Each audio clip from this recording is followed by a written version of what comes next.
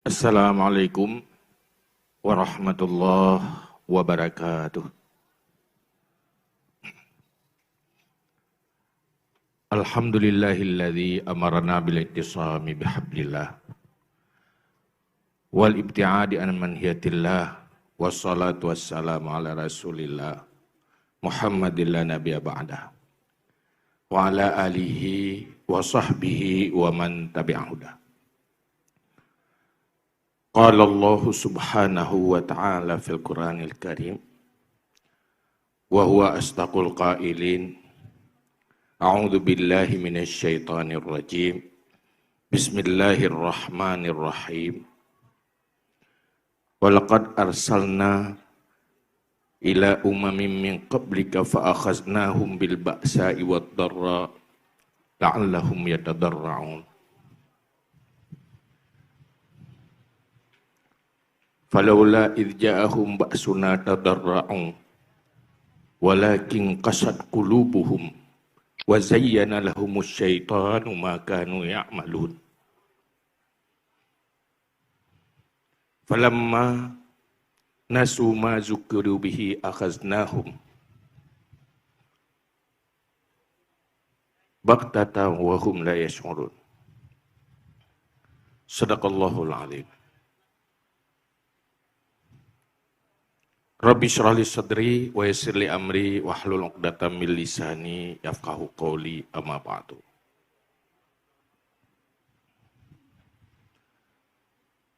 Pertama, sama-sama kita memuji Allah, berselawat kepada Rasulullah sallallahu alaihi wasallam. Juga kepada keluarga dan sahabat-sahabat beliau sekalian. Berikut takzim, takrim, kemuliaan saya dan juga kita semua kepada Bapak Gubernur yang mulia Paduka Wali Nanggro dan seluruh unsur Forkopimda Aceh, juga semua unsur di tingkat 1 yang berhadir, dan kepada seluruh yang telah dihormati oleh para pembicara sebelumnya yang tidak mungkin saya sebut satu persatu. Dengan takdir dan irada Allah, hari ini kita berkumpul di sini. Yang semula saya tahu rencananya di lokasi yang lain. Tiba-tiba menjelang acara pindah ke sini di tempat kuburan. Ini membuat saya jadi kaku berbicara. Karena kalau udah lihat kuburan, pikirannya ingat mati aja. Tapi tidak apa-apa. Pada hari ini saya hanya ingin menyampaikan pesan, bukan dari pribadi saya, terkait dengan peristiwa dan Aceh, masa lalu, masa sekarang, dan masa akan datang. Di mana pada hari ini saya minta izin, hanya ingin mengkaitkan apa yang terjadi dengan peringatan Allah di dalam Al-Quran terhadap kita, supaya jadi pedoman bagi kita bagaimana menghadapinya dan menjalaninya.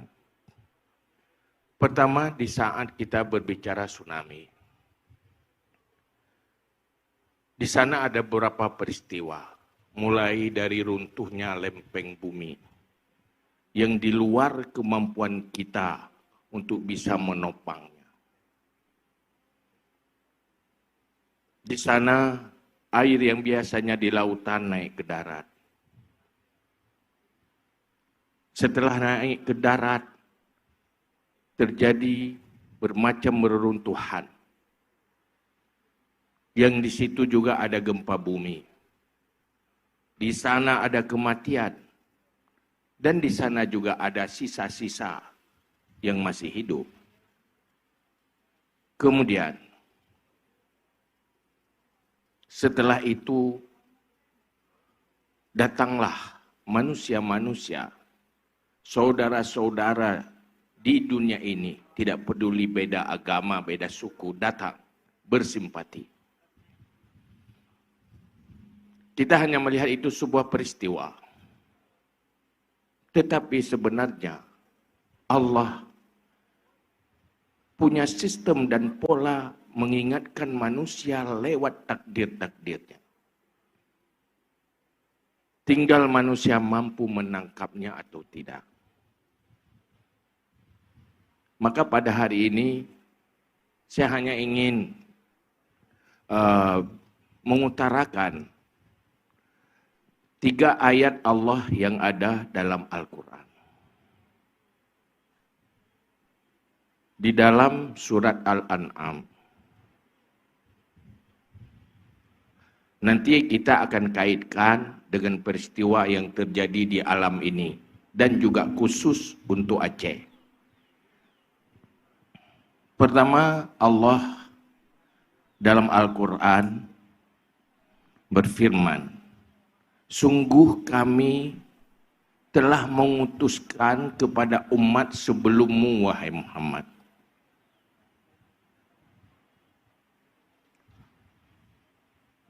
Dan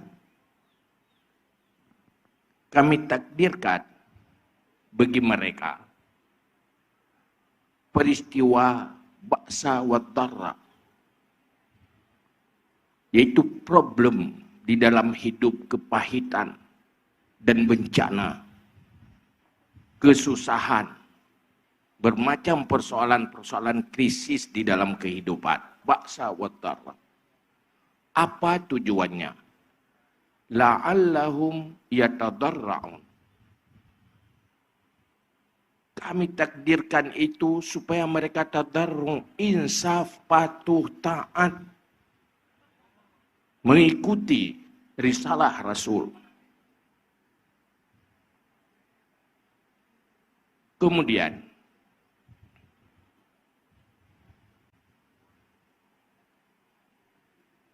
maunya falaula idja'ahum ba'suna tadarra'u.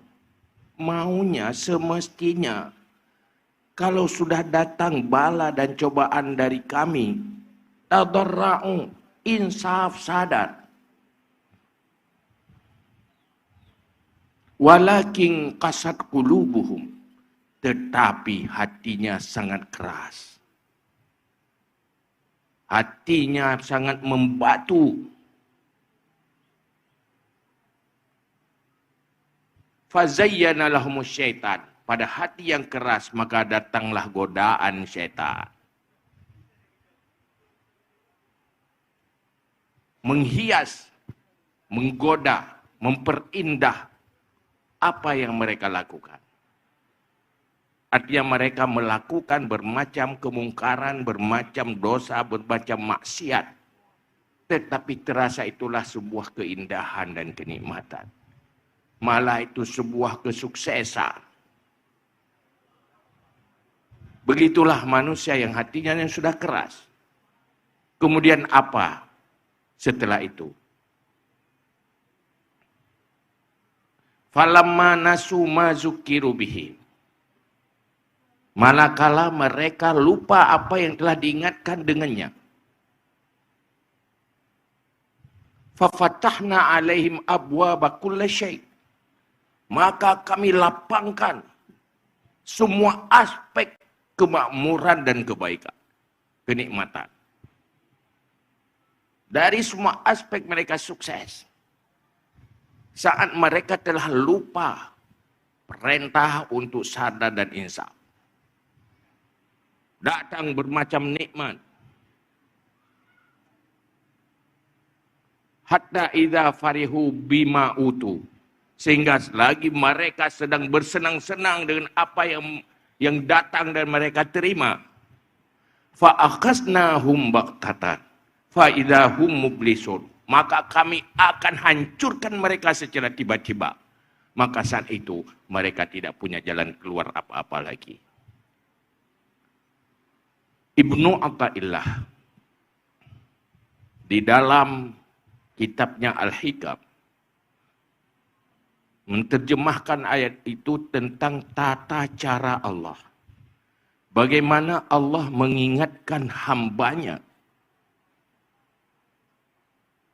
Bagaimana pola Allah menggiring, memerintahkan hambanya lewat takdirnya, tidak lewat wahyu, karena mereka bukan para rasul. Maka di sana Ibnu Athaillah mengatakan, Allah memanggil manusia untuk mendekat kepadanya. Pertama diberi dengan kemudahan. Saat mereka lagi hidup, datanglah Rasul memerintahkan mereka untuk berbuat kebaikan dan menyadarkan mereka menjauhi dari kemungkaran dan dosa-dosa. Itu cara Allah memanggil mereka. Saat mereka tidak terpanggil dengan ketenangan, Allah memanggil mereka dengan cobaan dan bala.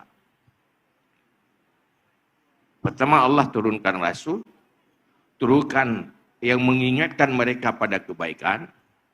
Kemudian Allah beri cobaan kepada mereka untuk menyadarkan mereka, la'allahum yatadarra'un. Saat mereka tidak sadar dengan cobaan itu, Allah mudahkan kembali. Itu cara Allah. Allah beri kelapangan untuk mereka.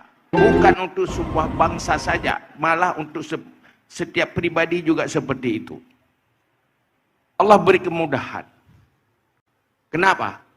Untuk mereka sadar supaya mendekat kepada Allah.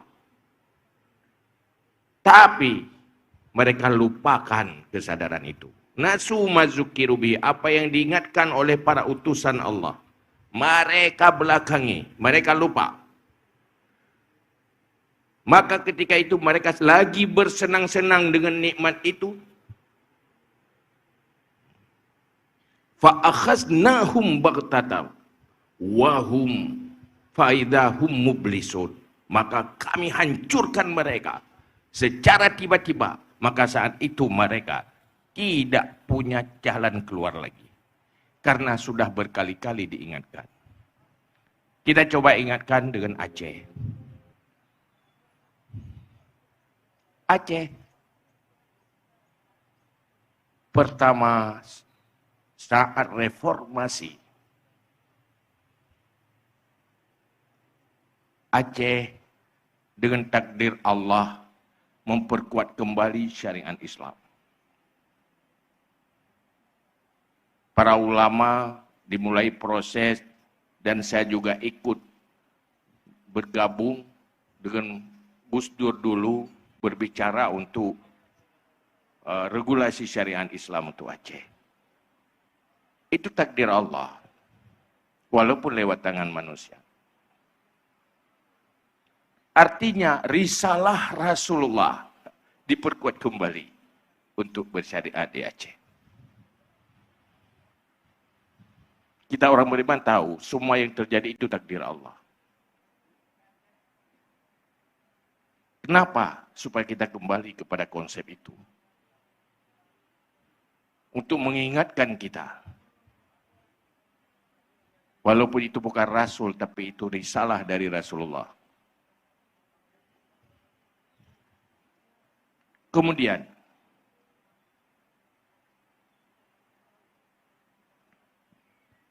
Allah memberi cobaan untuk Aceh. Konflik.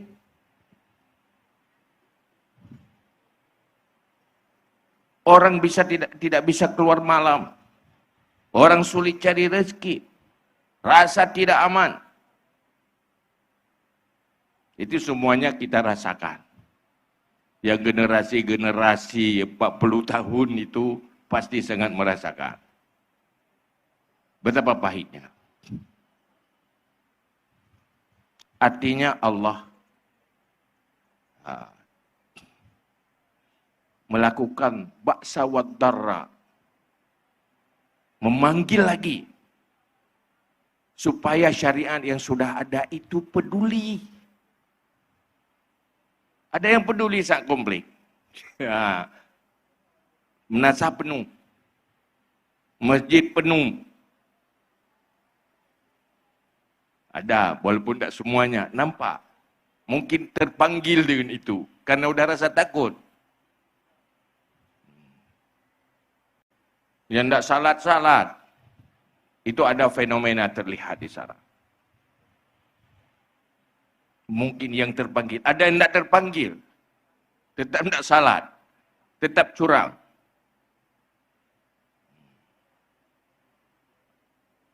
Tujuan la'allahum yatadarra'un itu terjadi. Tetapi kemudian, kalau dengan itu tidak, maka Allah jadikan lagi nikmat. Kapan nikmat itu? Pertama, ba'sa wadara, konflik, tsunami, gempa bumi. Setelah tsunami, datang lagi nikmat. Harta berdatangan dari luar negeri. Dari saudara-saudara bantuan yang dulu tidak punya rumah sama sekali, sudah jadi punya rumah. Yang korban pasti tidak perlu rumah lagi.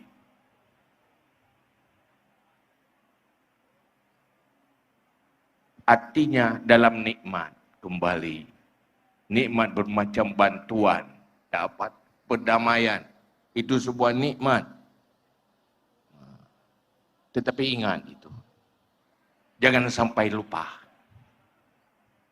Jangan sampai lupa apa yang diperintahkan oleh Allah.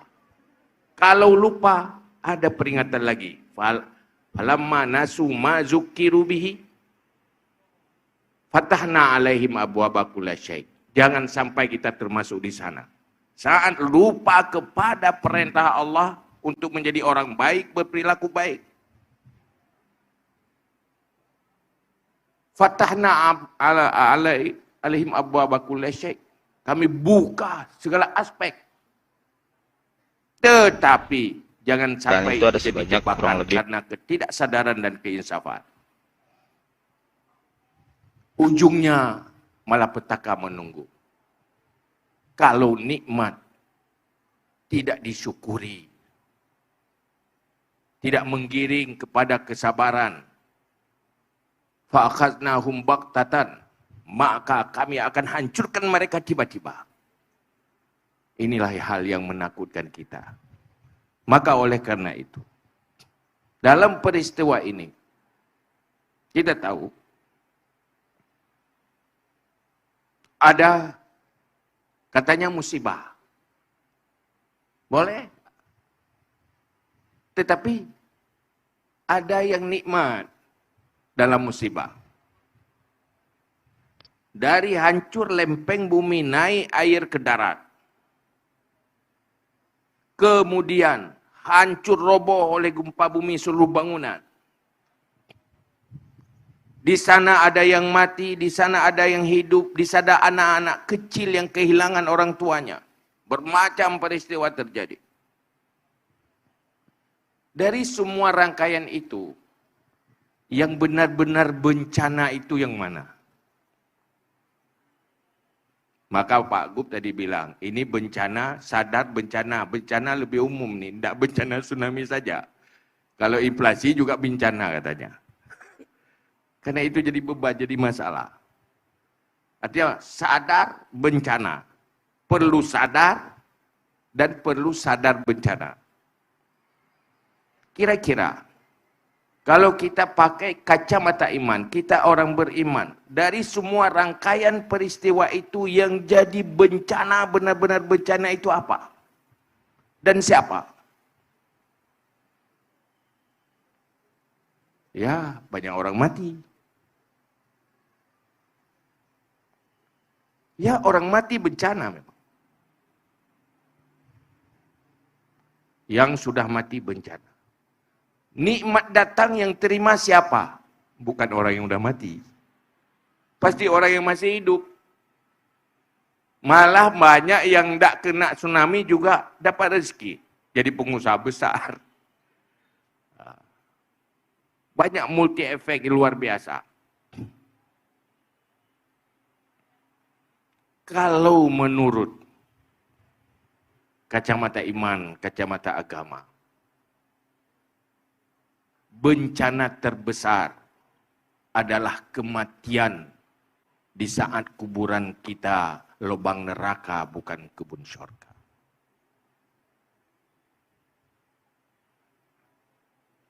Kita tidak tahu kalau Allah tidak kasih tahu apa yang diinginkan oleh para korban tsunami yang sudah berada dalam tanah itu.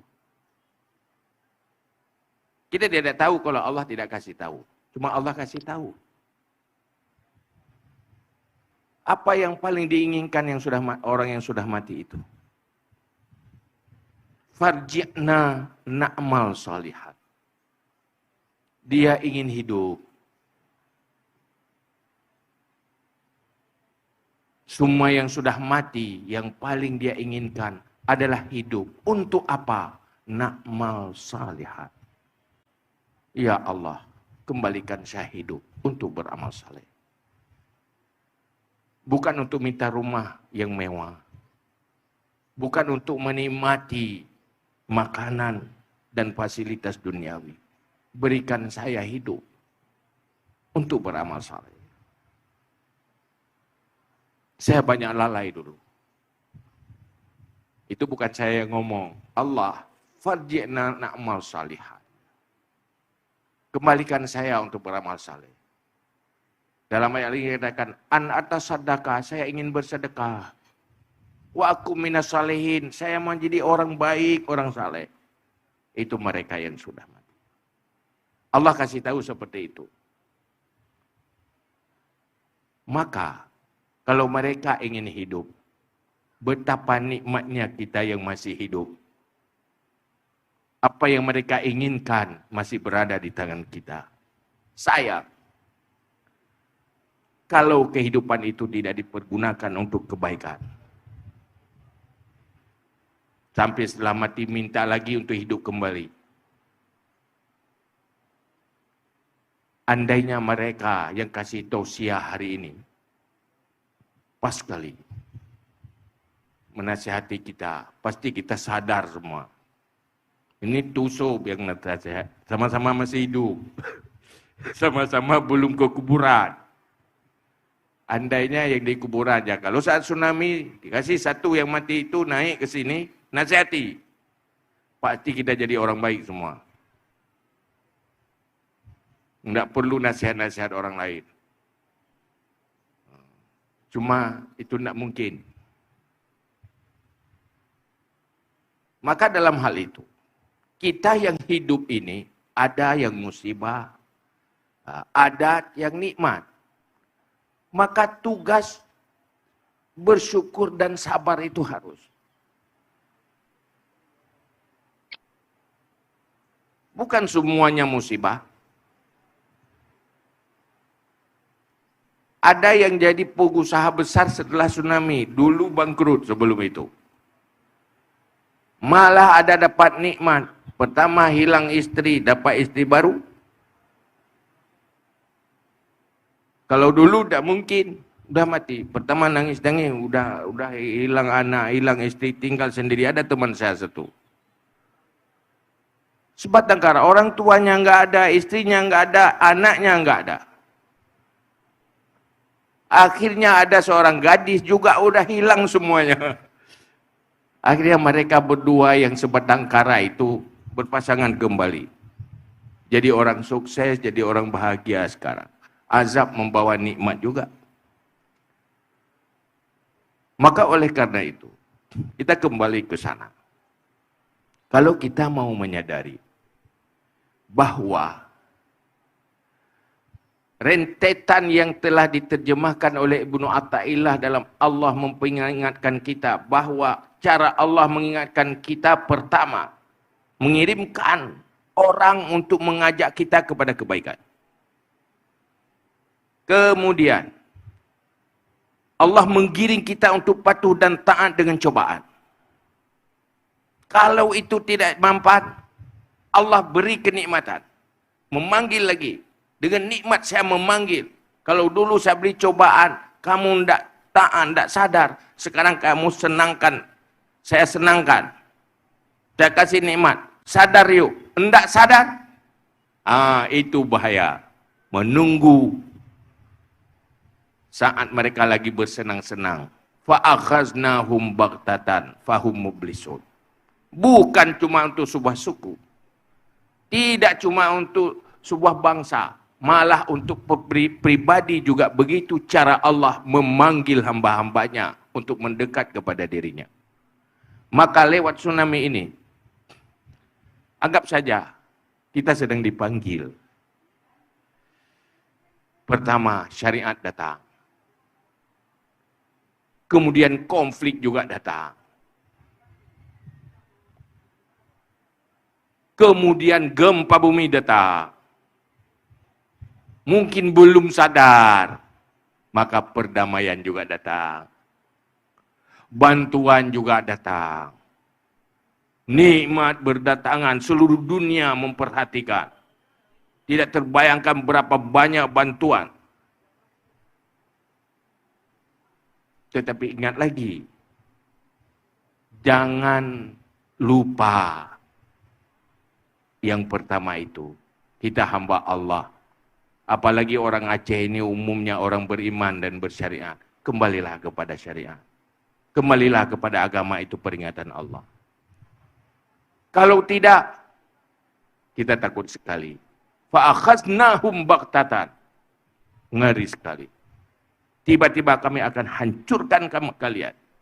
Secara tiba-tiba. Dan saat itu tidak ada solusi lagi. Tidak ada fase yang ketiga lagi. Dan nikmat lagi, tidak. Maka ini persoalan yang pertama. Dari tsunami itu, kita lihat dengan kacamata Al-Quran. Maka jangan lihat ini bahasa tusuk. Tidak. Itu bahasa dari Allah. Cuma Allah takdirkan, tersampaikan lewat lidah saya hari ini. Semoga menjadi rahmat bagi kita semua. Peringatan Allah ini. Yang kedua, tsunami menyadarkan kita bahwa saat kita musibah, kita tidak bisa menyelamatkan diri kita sendiri dan menangani diri kita sendiri. Sehebat apapun kita, kalau kita sendiri yang tertimpa bencana, pasti butuh orang lain. Seorang ahli tukang urut ahli pun, dia ahli mengurut orang, ahli tukang rehab orang-orang patah, itu kalau orang lain. Tapi coba kalau dia yang terkilir, dia tidak bisa memperbaiki dirinya sendiri. Pasti butuh orang lain. Maka kita orang Aceh harus bersyukur kepada hamba-hamba Allah yang memperhatikan kita. Jangan lupakan mereka. Karena Allah mengancam kita. Malam yashkurin nas lam yashkurillah. Siapa yang tidak bersyukur kepada manusia, dia tidak bersyukur kepada Allah. Rupanya dengan kebersamaan, semuanya bisa tertangani. Maka kita harus sadar, kita harus bijak di dalam pergaulan dunia. Kita butuh orang lain. Kadang kita naik haji saja tidak lepas dari sentuhan tangan-tangan orang yang tidak beriman dan tidak beribadah haji. Pesawat yang buat orang yang anti haji lah. Tapi kita naik pesawat mereka juga untuk sampai ke sana. Itu saling membutuhkan dengan menjaga etika dan batas-batas. Yang kedua, hal yang paling menguntungkan bagi kita orang beriman. Kita sadar saat tsunami terjadi, rupanya bangunan negeri yang dibangun walau ratusan tahun bisa hancur 15 menit. Rumah mewah, kita proses cari rezeki. Bertingkat. Tiba-tiba 15 menit lenyap. Nyawa hilang. Tubuh kehilangan nyawa, nyawa juga kehilangan tubuh.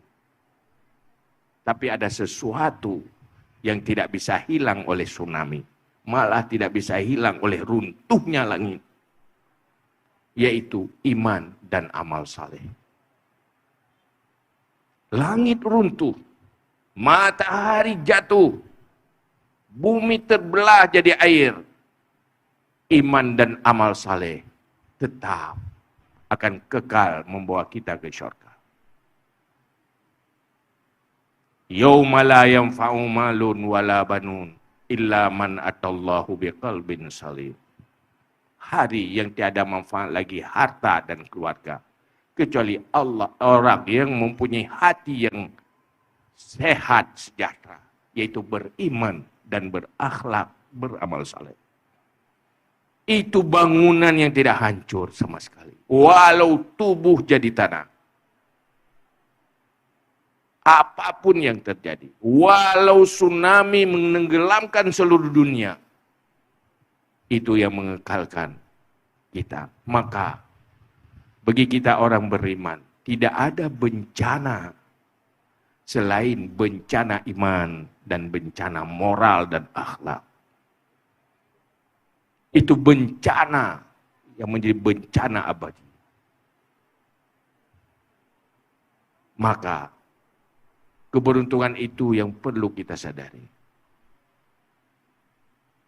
Rumah kalau tidak hancur oleh tsunami, hancur oleh kematian kita. Kecil persoalan tsunami kalau kita tidak mati. Tetapi yang paling besar adalah kiamat. Yang paling besar dari tsunami kiamat. Kiamat itu tidak mesti hancur langit dan bumi. Ada kiamat pribadi. Apa itu kiamat pribadi? Apa yang dikatakan oleh Rasulullah? Man mata faqad qamat kiamatuh. Siapa yang mati, maka sudah terjadilah kiamat untuk pribadinya. Itu sudah kiamat. Tidak ada lagi dunia bagi dia. Tidak ada lagi rumah, tidak ada lagi pakaian, tidak ada, semuanya sudah tidak ada. Matahari tidak bersinar lagi pada dirinya. Itu sudah kiamat. Itu yang paling kita takutkan. Tetapi ada yang membahagiakan kematian dan menyukses kematian. Itulah iman dan amal saleh kita. Maka kalau berbicara tsunami, berbicara tentang kehancuran. Orang beriman tidak pernah takut dengan kehancuran dunia. Karena kalau dunia tidak hancur, dia sendiri yang akan hancur. Jadi bangkai. Oleh dunia ini tetap kokoh, tidak hancur-hancur. Anda, kita ini apa gak hancur? Hancur jadi makanan cacing. Jadi makanan ulat. Yang tidak hancur apa? Iman. Iman yang benar. Amal saleh. Maka berbahagialah bagi orang-orang yang beriman. Ada sebuah bangunan yang tidak akan hancur untuk semua. Sekapan saja. Kalau bangunan itu sukses kita bangun, maka mari negeri yang bersyariat ini kita bangun akidah dan akhlak yang benar. Yang tidak hancur oleh tsunami. Dan akan terwarisi untuk generasi-generasi kita. Maka oleh karena itu, pada hari ini kita melihat kematian. Untuk ingat diri kita juga akan mati. Kita melihat tsunami bahwa walaupun bangunan 100 tahun kita sudah bangun, boleh hancur kapan saja. Maka bukan kita tidak membangun karena ingat itu, silakan membangun. Tapi jangan lupa, di samping itu bangunan yang paling utama adalah bangunan iman, moral dan akhlak yang membahagiakan siapa saja sukses hidup, sukses mati. Karena orang beriman, dia bisa sekali hidup menyelesaikan dua persoalan. Persoalan hidup itu sendiri dan persoalan setelah hidup. Disinilah beruntungnya syariat, beruntungnya iman, beruntungnya kita membangun itu. Artinya bisa menyelesaikan semua persoalan. Karena kita tahu agama hadir untuk menertibkan dunia demi tertib akhirat. Untuk hasanah fid dunia dan juga hasanah fil akhirat. Dia menyelesaikan dua persoalan. Kalau ada orang beriman bermasalah dengan dunianya, masih dipertanyakan imannya. Kalau orang Islam bermasalah di dalam kehidupannya, dipertanyakan Islamnya. Mungkin dia tidak tahu Islam, atau dia tidak cinta Islam. Maka saya di semua forum ingin mengatakan, aneh kalau semua aspek kehidupan di Aceh bermasalah, sementara dia menggaungkan konsep syariat Islam. Kita tahu, syariat itu tidak cuma di masjid. Bagaimana interaksi sosial dengan tetangga, bagaimana interaksi di dalam rumah tangga, bagaimana tertibnya kehidupan dalam lingkungan. Saya, konsep-konsep ini tidak disampaikan kepada umat Islam. Mungkin dia hanya tahu taharah, tahu ibadah, tapi tidak tahu aktivitas halal haram di dalam semua aspek kehidupan. Maka mari kita mulai generasi-generasi kita transfer pengetahuan Islam secara memadai. Sampaikan Islam secara benar dan memadai. Insya Allah mereka jadi bangsa yang kuat. Jangan jadi bangsa yang lemah. Kita dulu ingat, kalau sekarang sering kita bicara takut, kita buka wisata, datang orang-orang nanti yang tidak jelas, merusak generasi kita. Kenapa? Karena kita sendiri tidak imun. Dulu masa perang salib Salahuddin Al-Ayyubi, saat orang salib ingin perang di Laut Merah, orang Islam dipimpin oleh Panglima Salahuddin Al-Ayyubi, di situ terjadi persentuhan peradaban Islam. Mereka melihat orang Islam santun, mereka melihat orang Islam jujur, mereka melihat di saat orang itu salat, tokonya tidak perlu ditutup, aman, tidak ada yang curi. Bagaimana interaksi mereka, bagaimana perilaku sosial mereka, bagaimana moral dan akhlak mereka. Maka di sanalah mereka tertarik dengan Islam. Masuk Islam, rencana pertama ingin berperang, akhirnya masuk Islam. Kalau kita bukan, takut kita diwarnai oleh orang lain. Bukan kita merubah mewarnai yang lain. Mungkin karena kita tidak imun. Kena virus, cepat kena virus, kena flu. Lebih cepat kena virus iman dan akhlak ketimbang virus corona. Karena anda imun. Maka suntik imun ini perlu. Maka hari-hari ini, peringatan hari ini, kita semakin imun. Imun dalam arti hidup di dunia itu bahagia, baik, sejahtera, dan kemudian kuburan kita menjadi kebun syurga. Mati sukses, hidup sukses. Mati yang sukses adalah saat mati menuju kuburan Raudatum min Riyadil Jannah. Amin ya rabbal alamin. Mari sama-sama kita berdoa. A'udzubillahi minasyaitonirrajim. Bismillahirrahmanirrahim. Alhamdulillahi rabbil alamin hamdan yuwafi ni'amahu wa yukafi'u mazidah. Ya Rabbana lakal hamdu kama yanbaghi li jalali wajhikal karimi wa 'azimi sultanik. Allahumma salli wa sallim ala sayyidina Muhammad wa ala alihi wa sahbihi ajma'in.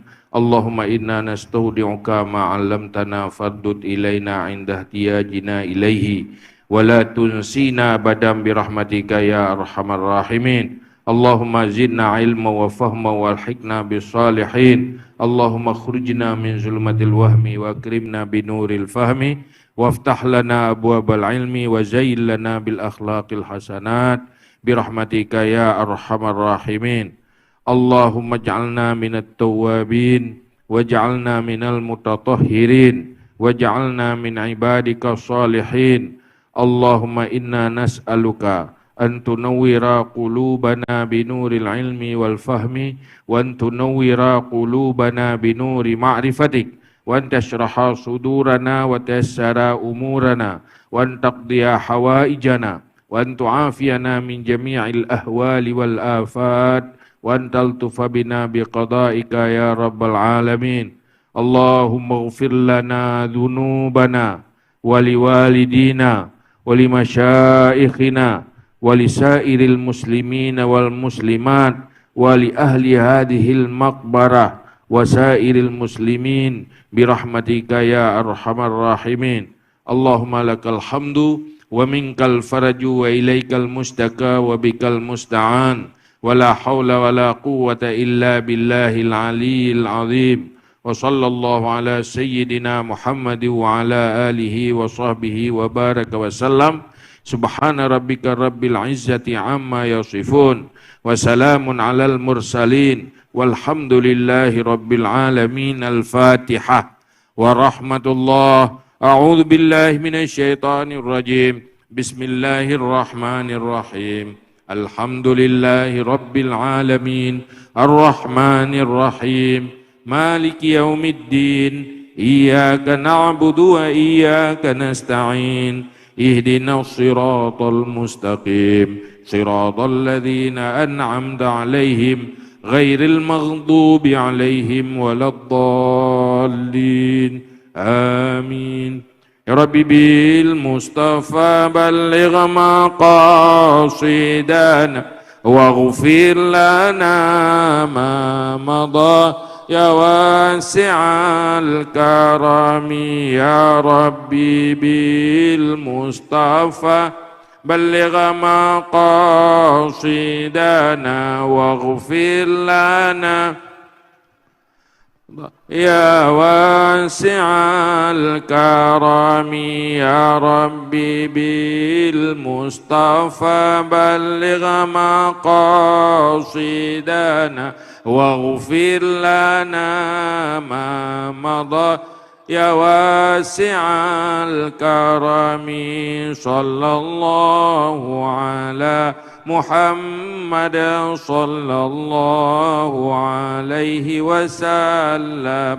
صلى الله على محمد صلى الله عليه وسلم.